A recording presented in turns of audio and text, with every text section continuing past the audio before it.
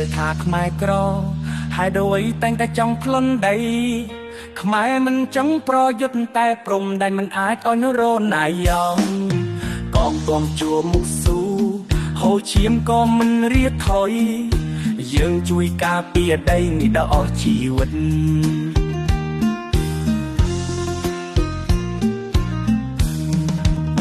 ប្រវត្តិសាស្ត្រឡាយឈាមទឹកភ្នែ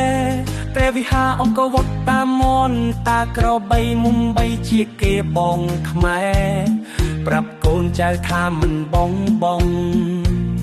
ដីខ្មែរមិនអាចឲ្យរលាយសៀមរាលថាខ្មែរហើយដូចតែងតែចង់ខ្លួនដីខ្មែរមិនចង់ប្រយុទ្ធតែព្រំដែលមិនអាចឲ្យនរណាយ៉ងកងទ័ពជួមុខស៊ូហូឈាមក៏មិនរៀថយយើងជួយការពារដីនេះដល់អស់ជីវិត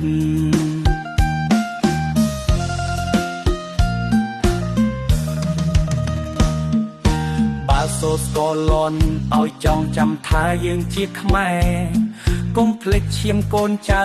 ដែលបានស្លាប់ការពារទឹកដីដីនេះជាជីវិតបេះដូងមិនអាចបោះបង់ជាតិខ្មែរឈរមិនអស់កលបោជានិច្ច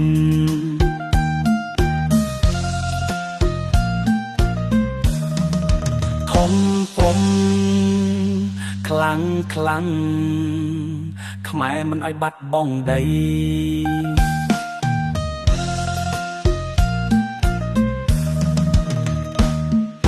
សូស្ក៏ខ្លុយរនៀតសូស្រ័យថាខ្មែរមានពលកម្លាំងកងទ័ពជួមុខស៊ូហូឈាមក៏មិនរៀថយយើងជួយការពារដីនេះដល់អស់ជីវិត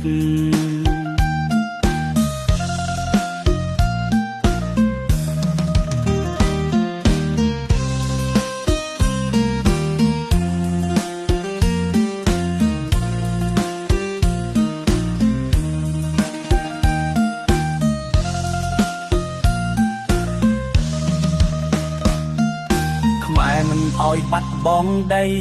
សូស្ក៏ខ្លុយរនៀតសូស្រែកថាខ្មែរមានពលកម្លាំងកងទ័ពជួមុខស៊ូហូឈាមក៏មិនរៀថយយើងជួយការពារដីនេះដល់អស់ជីវិតយើងជួយការពារដីនេះដល់ជីវិតចុងក្រោយ